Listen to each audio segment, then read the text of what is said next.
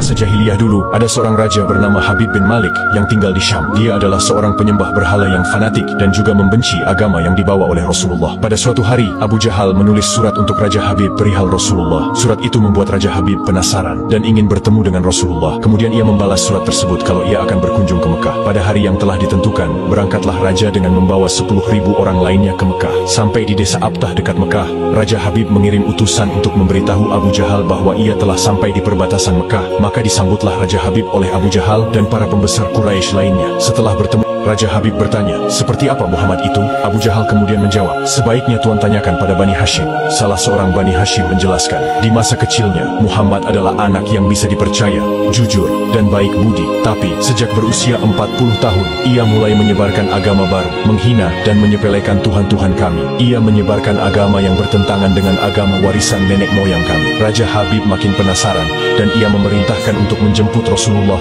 dan memaksa bila ia tidak mau datang. Dengan menggunakan jubah merah dan sorban hitam, Rasulullah datang bersama Abu Bakar As-Siddiq dan istri tercinta Sayyidah Khadijah radhiyallahu anha. Sepanjang jalan Khadijah menangis karena khawatir akan keselamatan suaminya. Demikian pula Abu Bakar. Kemudian Rasulullah berkata, "Kalian jangan takut, kita serahkan semua urusan kepada Allah." Setibanya di desa Abtah, Nabi Muhammad disambut dengan ramah dan dipersilahkan duduk di kursi yang terbuat dari emas. Ketika Rasulullah duduk di kursi itu, memancarlah cahaya kemilau dari wajahnya yang berwibawa, sehingga yang menyaksikannya tertegun dan kagum. Maka berkata Raja Habib, "Wahai Muhammad, setiap nabi memiliki mukjizat. Mukjizat apa yang engkau miliki?" Dengan tenang Rasulullah balik bertanya, "Mukjizat apa yang Tuhan kehendaki?" "Aku menghendaki matahari yang tengah bersinar engkau tenggelamkan, kemudian munculkanlah bulan, lalu turunkanlah bulan ke tanganmu, belah menjadi 2 bagian, dan masukkan masing-masing ke lengan bajumu, sebelah kiri dan kanan. Kemudian keluarkan lagi, dan satukan lagi, lalu suruhlah bulan mengakui engkau adalah Rasul. Setelah itu kembalikan bulan itu ke tempatnya semula. Jika engkau dapat melakukannya, aku akan beriman kepadamu dan mengakui kenabianmu." Mendengar itu, Abu Jahal sangat gembira. Pasti Rasulullah tidak dapat melakukannya. Dengan tegas dan yakin Rasulullah menjawab, "Aku penuhi permintaan Tuan." Kemudian Rasulullah berjalan ke arah Gunung Abi Qubaish dan sholat 2 rakaat.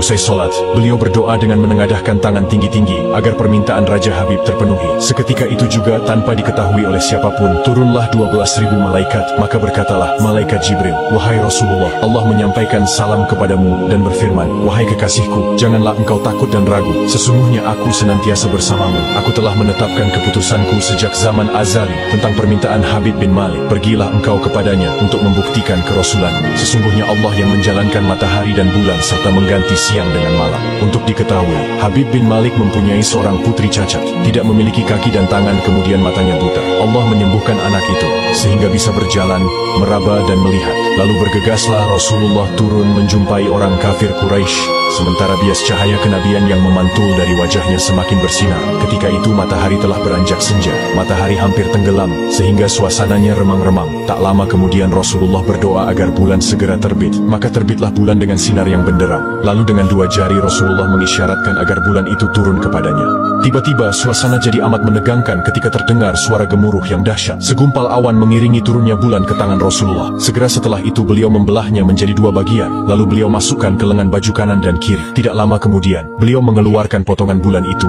dan menyatukannya kembali. Dengan sangat takjub, orang-orang menyaksikan Rasulullah menggenggam bulan yang bersinar dengan indah dan cemerlang. Bersamaan dengan itu, bulan mengeluarkan suara, "Asyhadu an la ilaha illallah wa asyhadu anna Muhammadan abduhu wa rasuluh." Menyaksikan keajaiban itu, pikiran dan perasaan semua yang hadir terguncang. Sungguh, ini bukan mimpi, melainkan sebuah kejadian yang nyata. Sebuah mukjizat luar biasa hebat yang disaksikan sendiri oleh Raja Habib bin Malik. Ia menyadari, itu tak mungkin terjadi pada manusia biasa, meski ia lihat dalam ilmu sihir sekalipun. Namun, hati Raja Habib masih beku. Maka ia pun berkata, "Aku masih mempunyai syarat lagi untuk mengujimu." Belum lagi Raja Habib sempat melanjutkan ucapannya, Rasulullah memotong pembicaraan. "Engkau mempunyai putri yang tidak sempurna, bukan? Sekarang Allah telah menyembuhkannya dan menjadikannya seorang putri yang sempurna." Raja Habib pun terkejut karena tidak ada siapapun yang tahu penyakit anaknya itu, yaitu lumpuh dan matanya buta, kecuali orang-orang istana dan mereka yang dekat dengannya saja.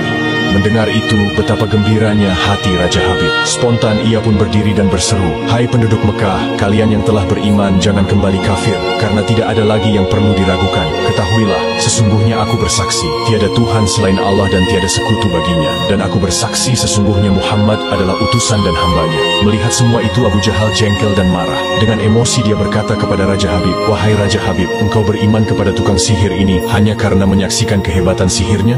Namun Raja Habib tidak menghiraukannya dan berkemas untuk pulang. Sampai di pintu gerbang istana, putrinya yang sudah sempurna menyambutnya sambil mengucapkan 2 kalimat syahadat. Tentu saja Raja Habib terkejut. "Wahai putriku, dari mana kamu mengetahui ucapan itu? Siapa yang mengajarimu?" "Aku bermimpi didatangi seorang lelaki tampan rupawan yang memberitahu ayah telah memeluk Islam. Dia juga berkata, jika aku menjadi muslimah, anggota tubuhku akan lengkap. Tentu saja aku mau. Kemudian aku mengucapkan 2 kalimat syahadat." Maka seketika itu juga Raja Habib pun bersujud sebagai tanda syukur kepada Allah Subhanahu wa Ta'ala.